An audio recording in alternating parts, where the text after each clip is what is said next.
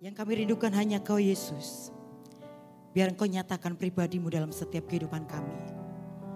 Kami merindukan menjadi seperti Engkau. Menjadi seperti Engkau. Dalam setiap pengenalan kami kepada Allah. Mari kita siapkan setiap kehidupan kita. Untuk menikmati perkataan firman Tuhan.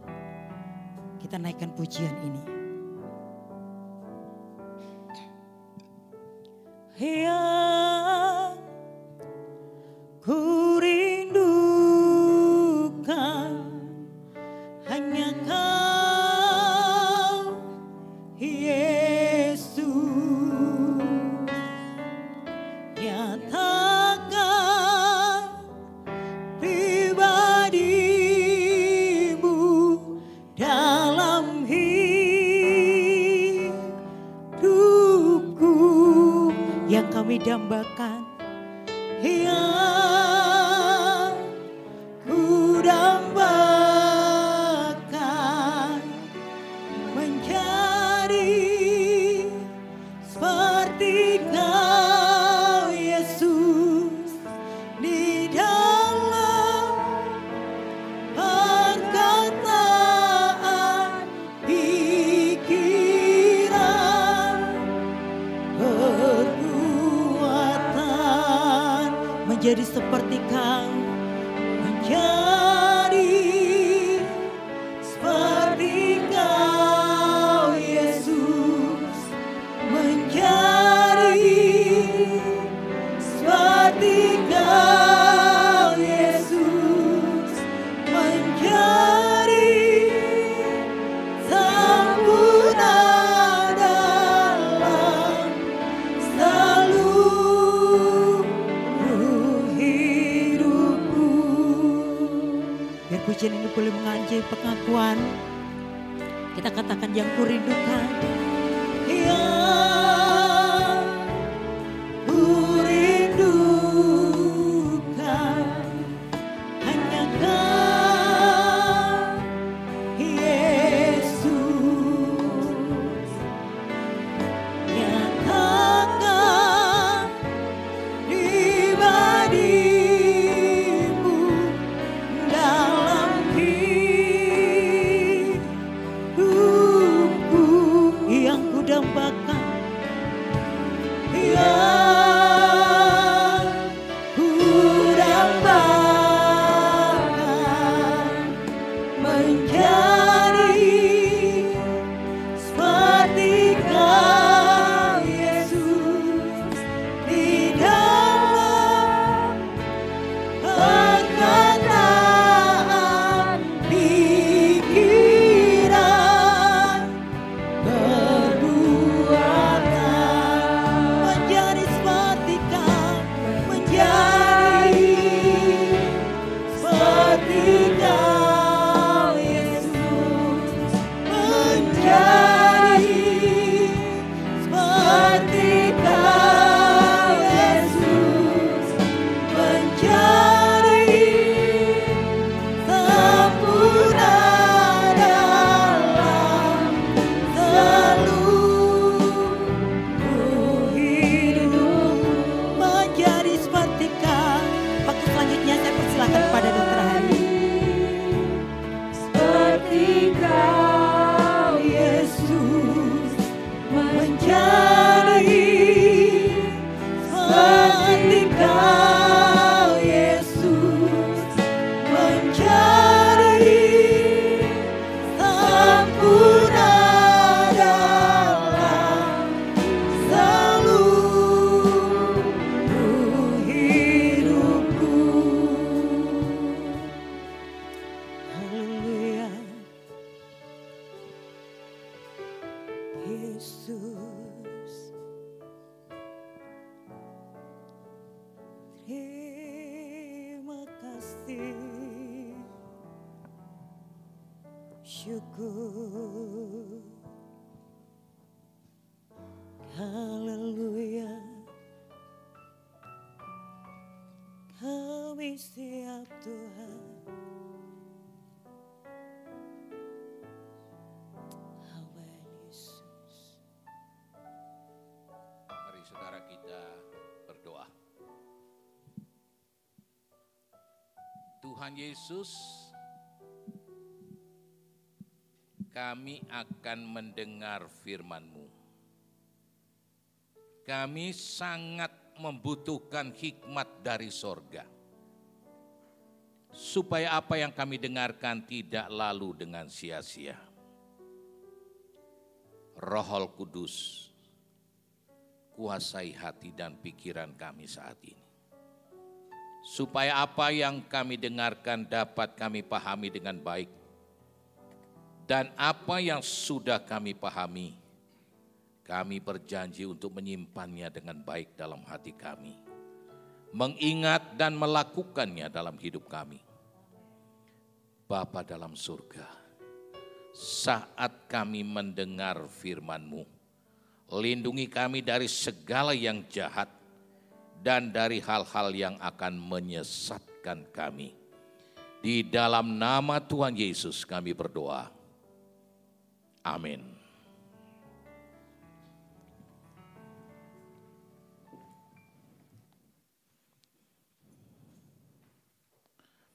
Saudara-saudara sekalian yang dikasihi Tuhan Yesus Kristus, tema kita pada pagi hari ini adalah Yesus menjadi hamba.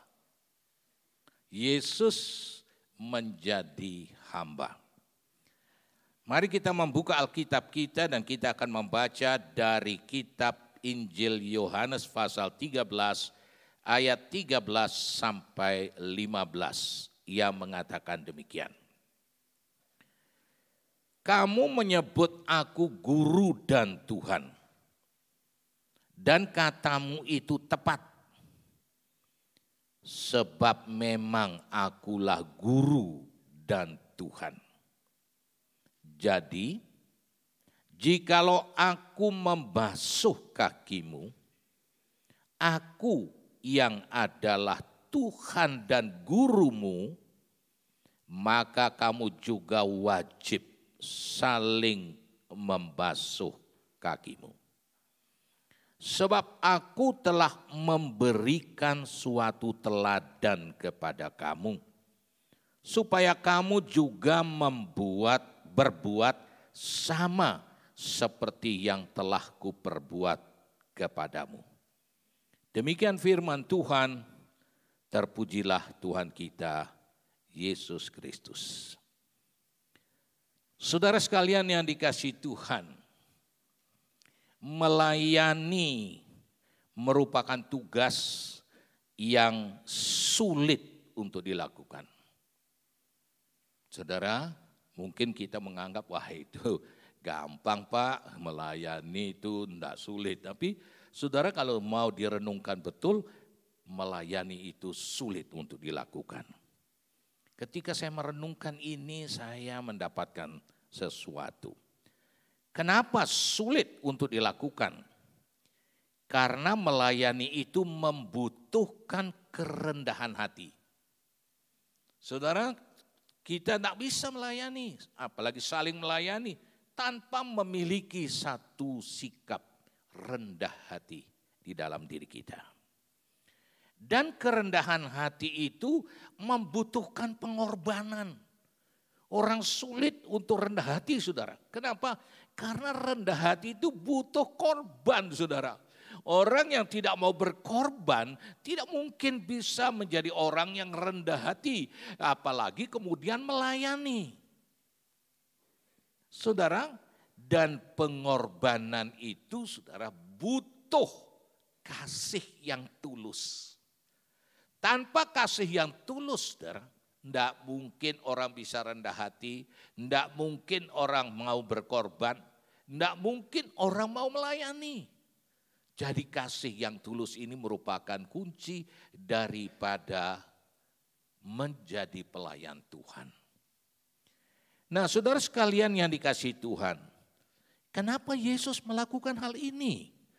Dan bahkan dia mencuci kaki murid-muridnya. Dia adalah guru dan Tuhan. Tapi sekarang mau mencuci kaki murid-muridnya. Tentunya sifat-sifat yang dibutuhkan untuk melayani ini ada pada diri Yesus. ada pada dirinya sehingga dia bisa melakukan hal tersebut. Kalau kita melihat di dalam Filipi pasalnya yang kedua, ayatnya yang kelima dan yang keenam, dikatakan demikian.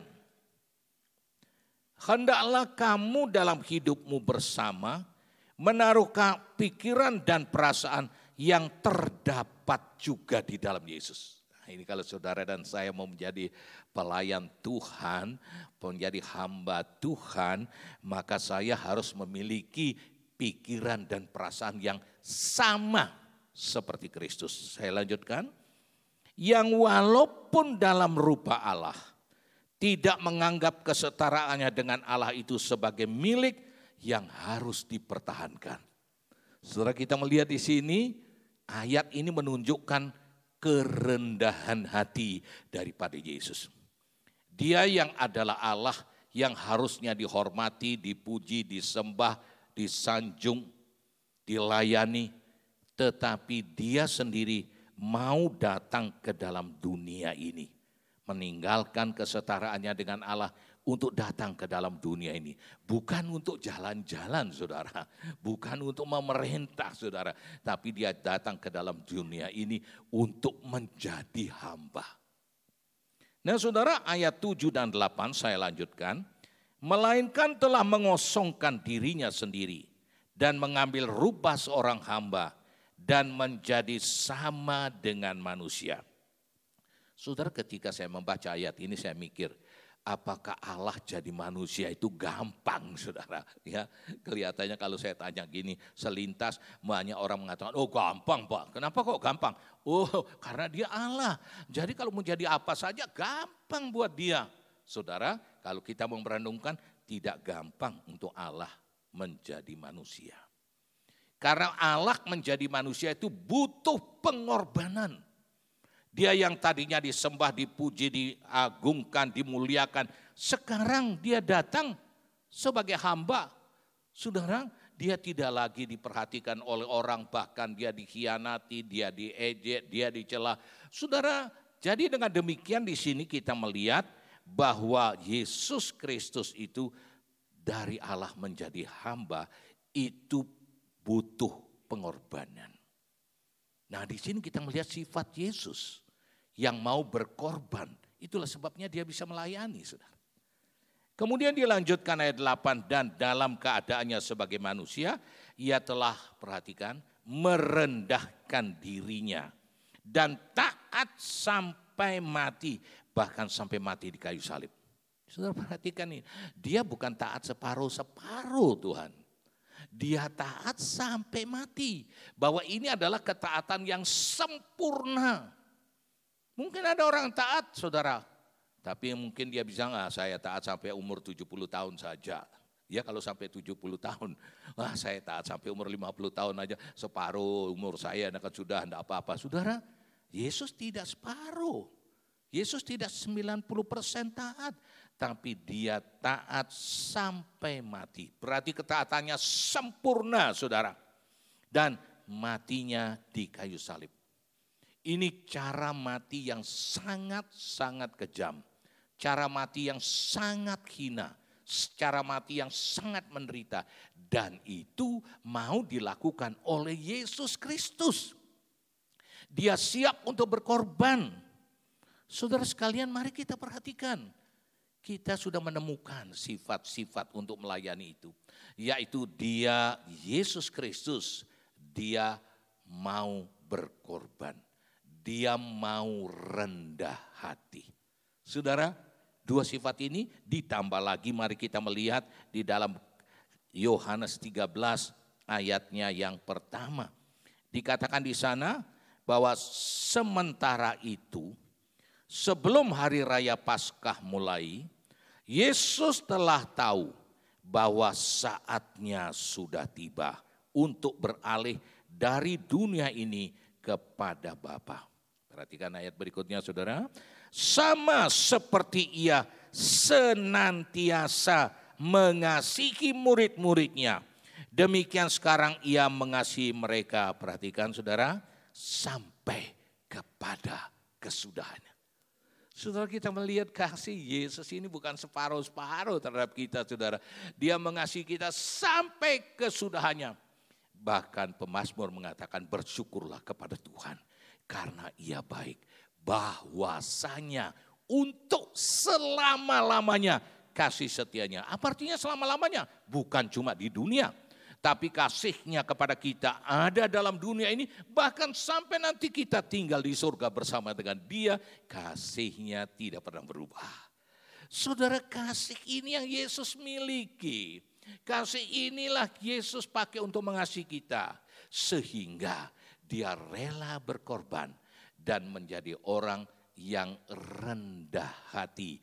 Sehingga Dia dapat melayani dengan baik. Dan Dia katakan kepada muridnya, engkau katakan aku guru. Engkau mengatakan aku Tuhan. Memang betul itu.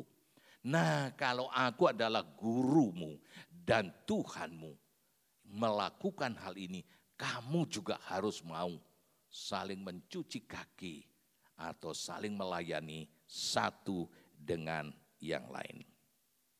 Nah, saudaraku, kita perhatikan bahwa melayani tidak sulit dengan persyaratan yang tanda petik cukup berat ini, saudara.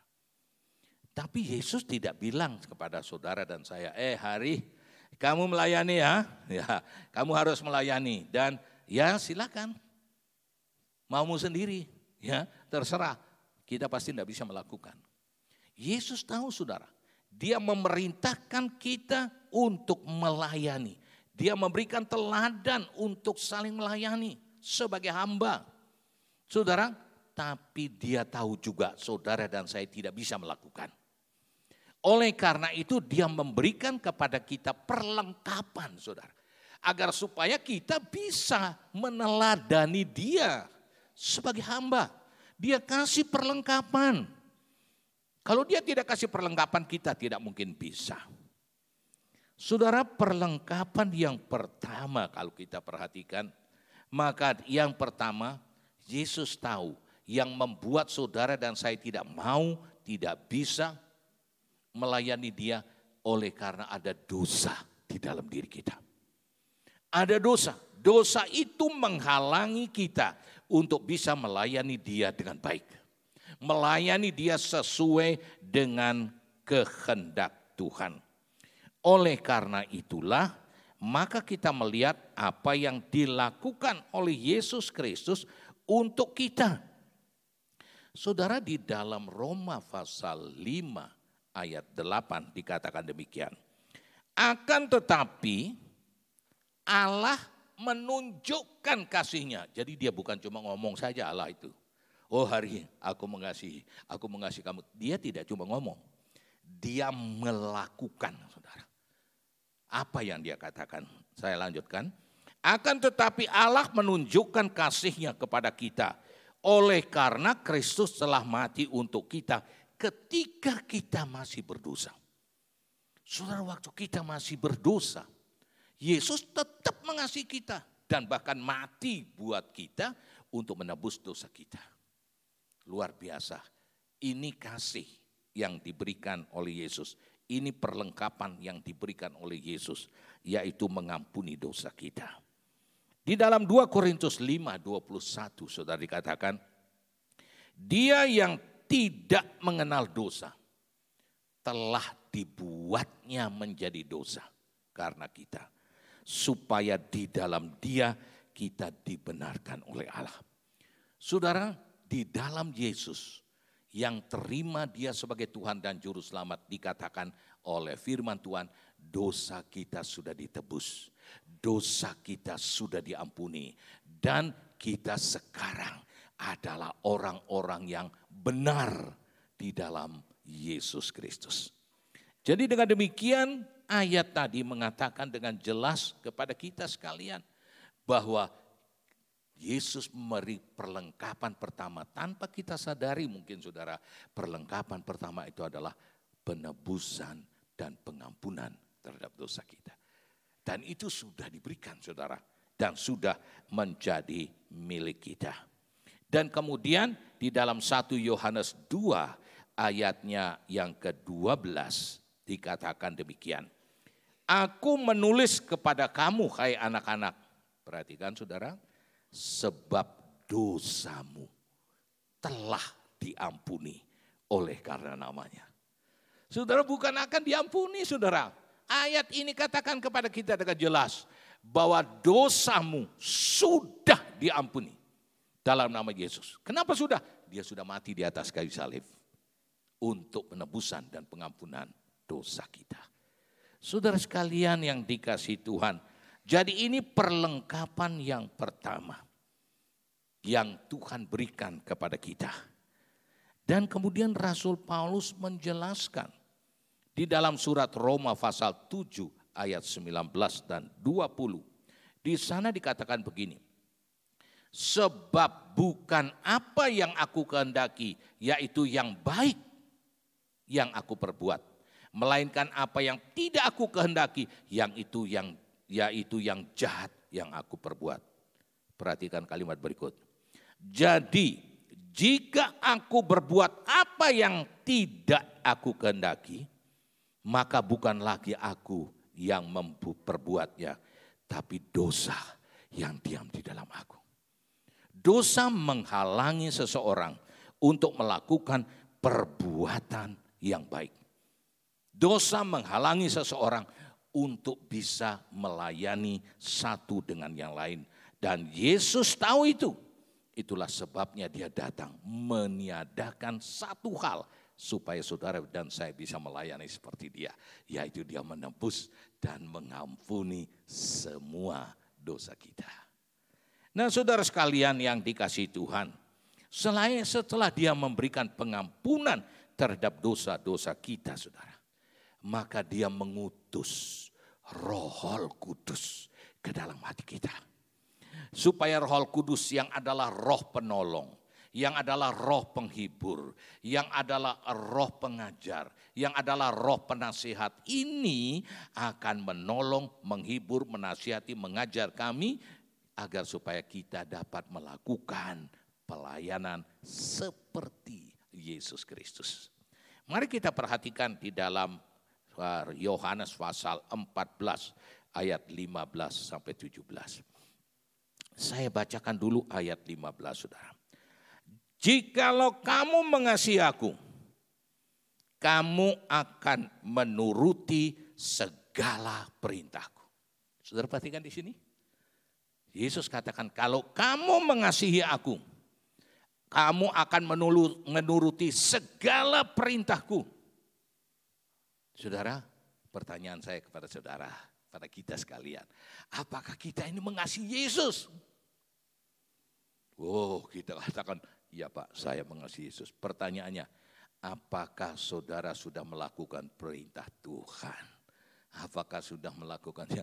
Ya Pak, tapi ya belum semua lah Pak, baru sedikit-sedikit. Saudara, Yesus katakan gini, jikalau kamu mengasihi aku, kamu menuruti, perhatikan, bukan separuh perintahku, tapi segala perintahku. Kalau demikian ini sulit. Apakah Tuhan Yesus tidak tahu bahwa itu sulit? Tahu dia. Oleh karena itu di dalam ayat 16 dan 17 dikatakan, aku akan minta kepada Bapa, dan ia akan memberikan kepadamu seorang penolong yang lain.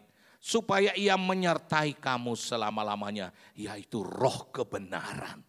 Saudara Yesus tahu. Saudara dan saya tidak mampu melakukan walaupun kita mengasihi. Simon Petrus juga mengasihi Tuhan Yesus saudara. Tetapi dia menyangkal Yesus 3 kali. Dan pada kali yang ketiga dia bersumpah tidak kenal gurunya. Saudara, padahal dia mengasihi. Nah kita juga mungkin mengasihi dia. Tapi belum semua kita melakukan perintah-perintahnya. Nah karena itu Yesus bilang, jangan takut. Aku mintakan kepada Bapa seorang penolong yang lain. Nah ini diberikan kepada kita untuk menolong kita. Melakukan perintah Tuhan. Dan kemudian supaya ia menyertai kamu selama-lamanya. Jadi Roh Kudus itu tinggal di dalam hati saudara dan saya untuk selama-lamanya. Ini yang dikatakan oleh Yesus. Kalau Yesus bilang selama-lamanya, ya selama-lamanya saudara. Jangan kita bilang, ya sekali tempo. Ya enggak bisa. Yesus bilang selama-lamanya. Berarti ya selama-lamanya dia tinggal di dalam hati kita. Kemudian dilanjutkan, dunia tidak mengenal, tidak dapat menerima dia. Sebab dunia tidak melihat dia dan tidak mengenal dia. Perhatikan, tetapi kamu mengenal dia. Sebab ia menyertai kamu dan akan diam di dalam kamu. Wah, luar biasa saudara ya.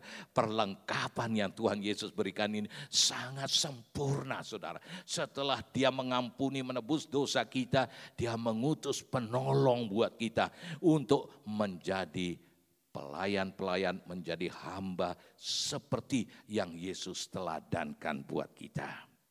Nah saudara, selain daripada itu, dia juga memberikan kepada kita firman. Dia berikan pada kita Alkitab. Mari saudara kita memperhatikan di dalam Roma pasal 10 ayat 17. Di sana dikatakan jadi iman timbul dari pendengaran dan pendengaran oleh firman Kristus. Iman timbul dari pendengaran. Pendengaran terhadap apa? Firman Kristus. Saudara, saya tidak mungkin bisa menaati dia tanpa membaca firman Tuhan. Oleh karena itu Tuhan melengkapi kita setelah ditebus, diampuni, diberi Roh Kudus, dikasih firman saudara. Supaya dengan ini kita dapat melakukan meneladani Yesus di dalam kehidupan kita. Nah saudara, sekarang kita perhatikan bahwa bagaimana kita melakukan semuanya ini. Bagaimana kalau begitu saya bisa mendapatkan perlengkapan ini? Yang pertama saudara, tentunya saya harus memiliki penebusan dan pengampunan dosa. Memiliki saudara. Mari kita perhatikan di dalam Kisah Para Rasul pasalnya yang kedua ayatnya yang ke-38. Saya bacakan.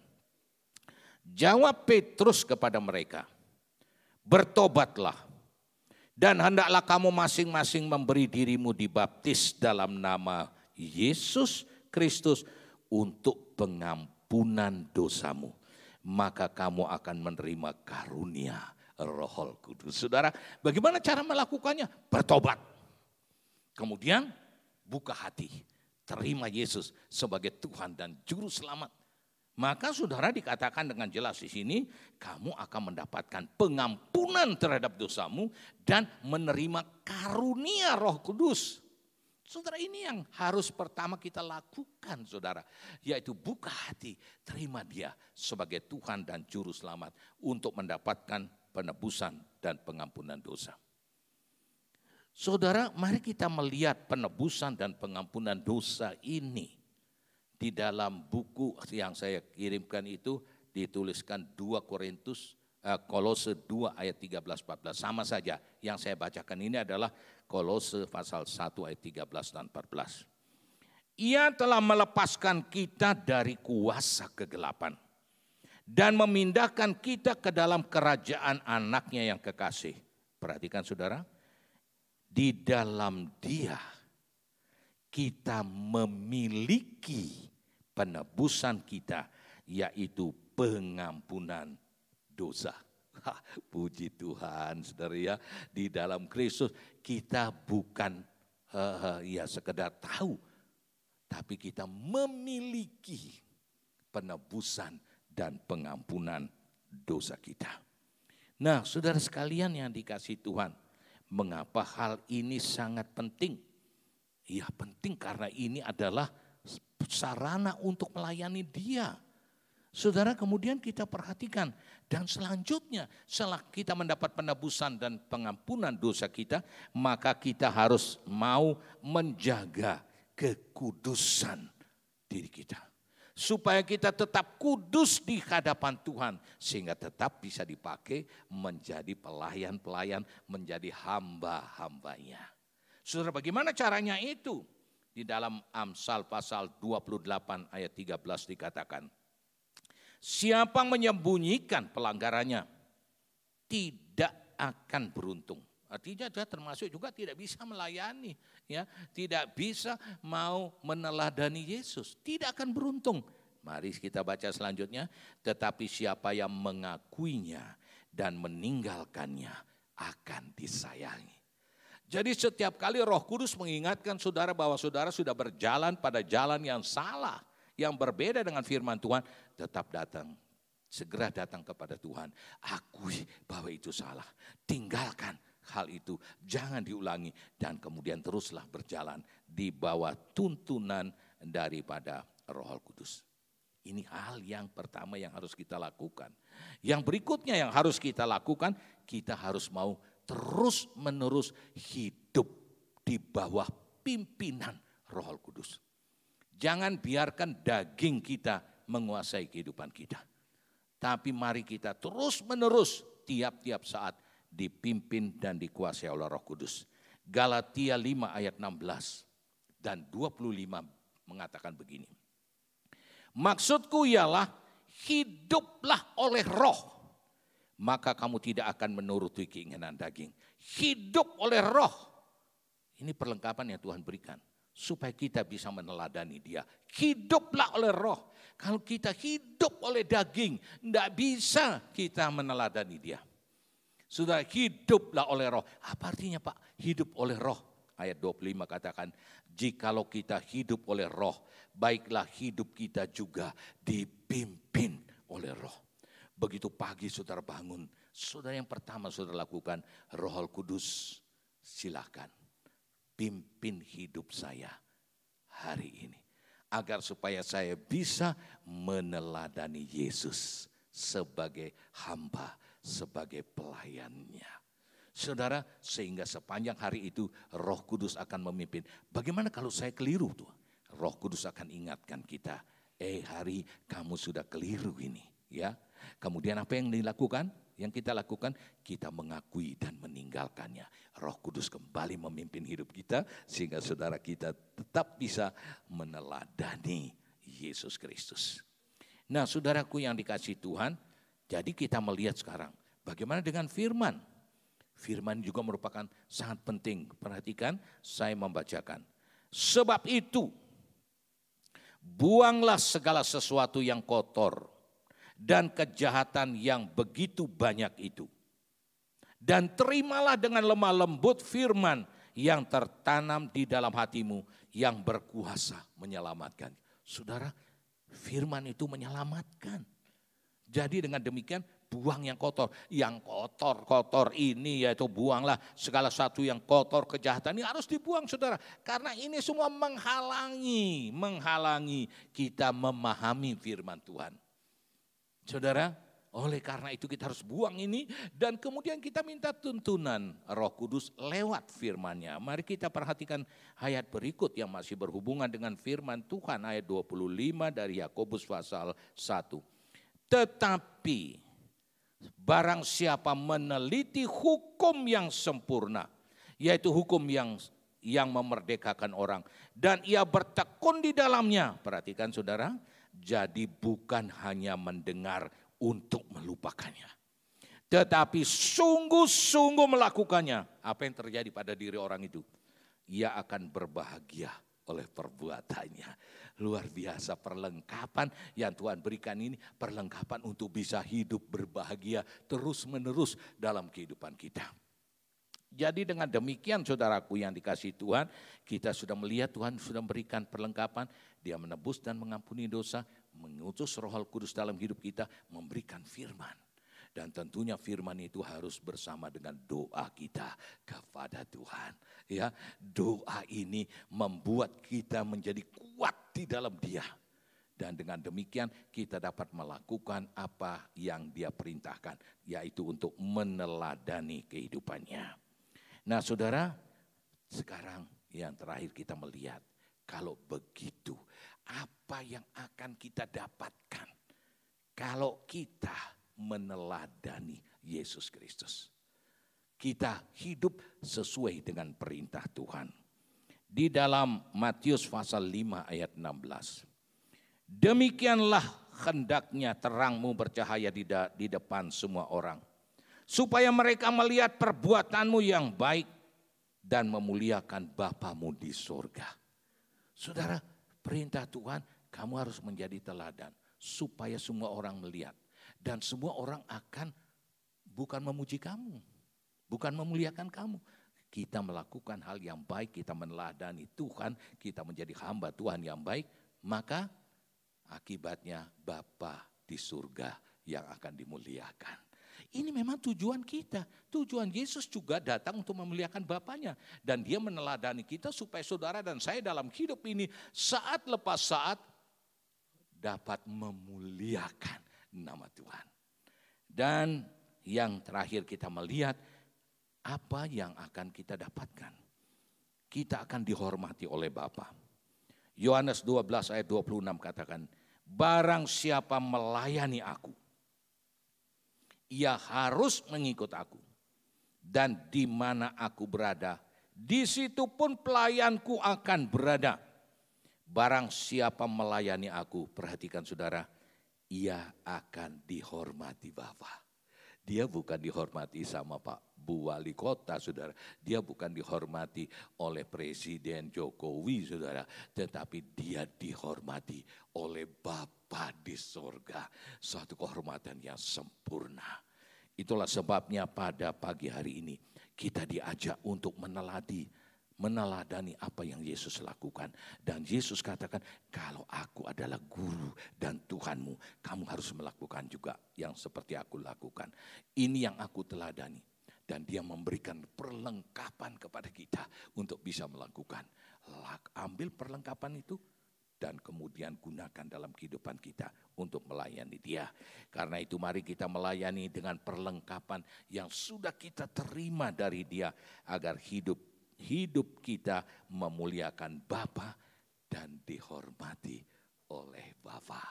Kiranya Tuhan Yesus Kristus yang adalah guru dan Tuhan yang sudah memberikan kita teladan itu, melakukan keteladanan ini di dalam kehidupan kita dengan semua perlengkapan yang sudah dia berikan kepada kita. Tuhan memberkati saudara sekalian. Amin. Mari kita berdoa. Bapa, kami mengucap syukur, Engkau sudah memberikan Kristus untuk kami. Untuk kami teladani di dalam kehidupan kami. Dan kami bersyukur bahwa Engkau menyuruh kami untuk meneladani Kristus tidak begitu saja. Tapi Engkau melengkapi kami. Oleh karena itu tolong Bapa supaya kami selalu menggunakan perlengkapan yang Tuhan berikan kepada kami. Supaya kami dapat menjadi hamba-hamba-Mu yang baik dan yang setiawan. Tuhan, tanamkan semua yang kami pelajari pagi ini dalam hati kami supaya berakar, bertumbuh dan berbuah lebat dalam hidup kami. Dalam nama Tuhan Yesus yang sangat mengasihi kami bersyukur untuk firman-Mu pada pagi ini. Amin.